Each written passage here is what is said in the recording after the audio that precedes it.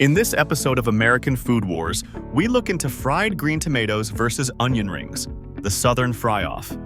Two crispy titans of comfort food, golden from the fryer, glistening with oil, and steeped in American history. One born from thrift and resourcefulness, the other from indulgence and showmanship. But only one can claim the crown as the true Southern fried legend.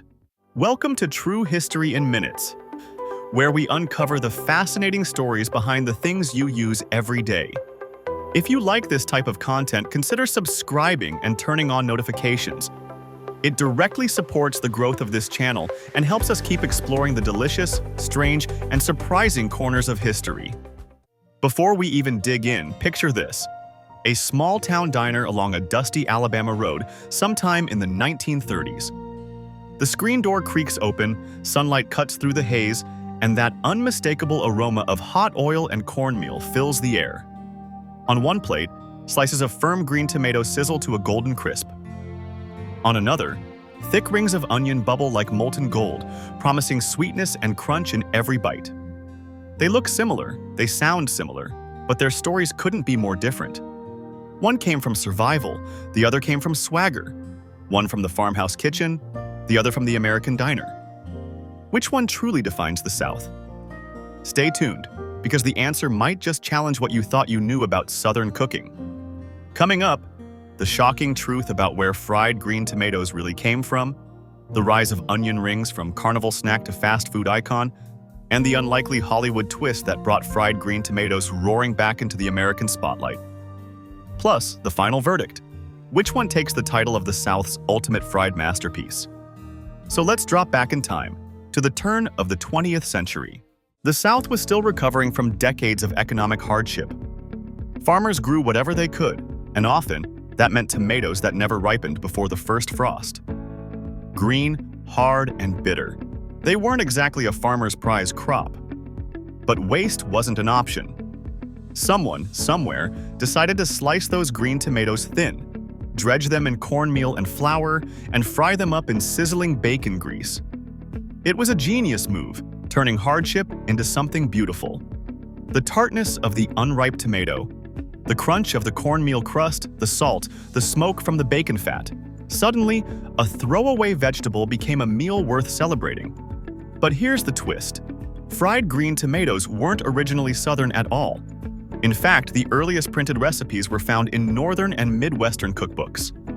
In 1873, a recipe for fried green tomatoes appeared in the Daily Inter-Ocean, a Chicago newspaper. Another popped up in a 1917 Jewish-American cookbook from Ohio. So how did this northern dish become a Southern icon? The answer is part migration, part marketing, and part movie magic. During the Great Migration, millions of African Americans moved from the rural South to northern cities like Chicago, Detroit, and Cleveland, bringing with them a deep tradition of frying food. At the same time, northern cooks and immigrants were experimenting with frying vegetables like tomatoes and eggplant.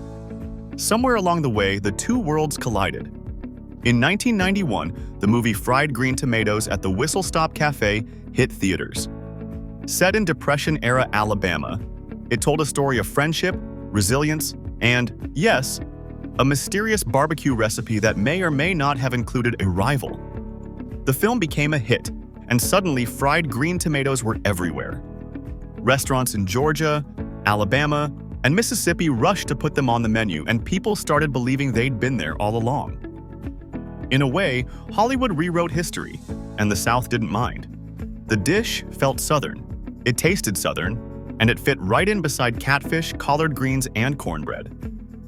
Meanwhile, over in the other fryer, the onion ring was staging its own revolution. Onion rings may feel like fast food royalty today, but their story started much earlier. In 1802, a British recipe for fried onions with Parmesan cheese appeared in a cookbook.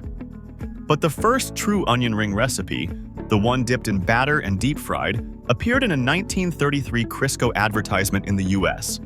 America was in the middle of the Great Depression, and Crisco was trying to convince housewives that frying with shortening was modern and thrifty.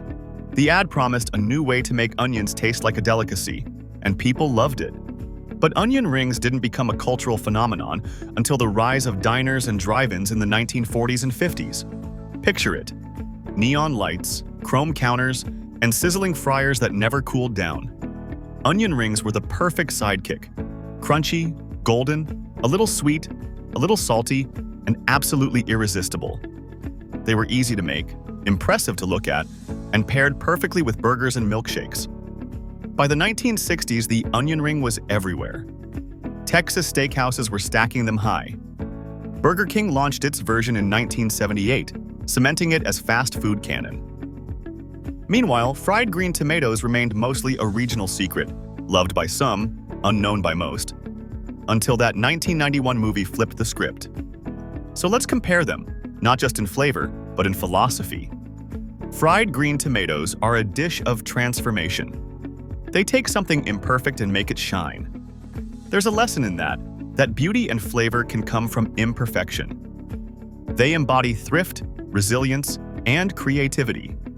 Onion rings, on the other hand, are pure confidence. They say, we're not surviving, we're celebrating. They're the taste of abundance, of diners, of America roaring into the 20th century with full stomachs and chrome bumpers gleaming. And yet, both share one thing: they're deeply American. Because America loves to fry things. Whether it's pickles, okra, Oreos, or Twinkies, we see oil and say, why not? Now, let's talk technique. Because the secret to both lies in the batter. Fried green tomatoes use cornmeal for that gritty, rustic crunch, the kind that feels homemade. The tomatoes are sliced firm, salted, dredged, and fried until golden brown. They're often served with a creamy remoulade or spicy ranch. Tang against tang, crunch against cool. Onion rings, though, that's a different science. The best ones use sweet onions like Vidalia or Maui, soaked in buttermilk, then dipped in a batter made from flour, baking powder, and beer. The carbonation from the beer keeps the batter light and airy, while the sugar in the onion caramelizes just enough to add sweetness. When done right, you get that satisfying crunch pop as your teeth break through the crust and hit that soft, sweet center. But there's a dark side to the onion ring story: consistency. Ever bitten into an onion ring and had the whole onion slide out like molten lava?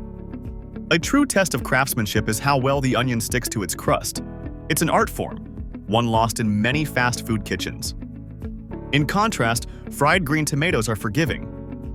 Even a messy one still tastes amazing. Their charm isn't perfection, it's comfort. As time went on, both foods evolved. Upscale restaurants began serving gourmet onion rings with truffle salt, or panko crusts. Fried green tomatoes found themselves topped with crab, shrimp, or goat cheese in trendy southern bistros. But at their heart, both dishes are still about simplicity: oil, heat, and the joy of transformation. Now, here's a question that surprises many people. Which one's healthier? Believe it or not, it's the fried green tomato. Tomatoes are packed with antioxidants and vitamin C, and when fried quickly, they retain much of it. Onion rings, on the other hand, are a carb-heavy trap.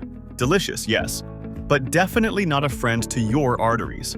So if you're looking for a moral victory in your meal, go with the tomatoes. But if you want that late-night diner nostalgia, the salty, crunchy, dip-it-in-ketchup glory, you already know where your heart lies. Still, this isn't just a food fight, it's a story about identity.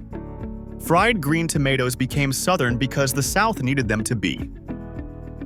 They represent home, heart, and heritage. Onion rings became American because the country needed comfort food that could travel, quick, portable, and perfect for the drive-thru. And maybe that's what makes this showdown so fascinating. They're both born from necessity. One emotional, one practical. They both carry history in every crunch. So which one wins? If we're talking flavor, that's subjective. If we're talking history, fried green tomatoes have the deeper, more complex story. But if we're talking impact, onion rings have conquered America one diner at a time. Maybe the real answer is this: America's frying pan is big enough for both. Before we wrap up, I want to know, which team are you on? Team fried green tomato or team onion ring? Drop your pick in the comments below and tell us what other food face-off you'd like to see next on American Food Wars. Thanks for watching True History in Minutes. and we'll see you in the next episode.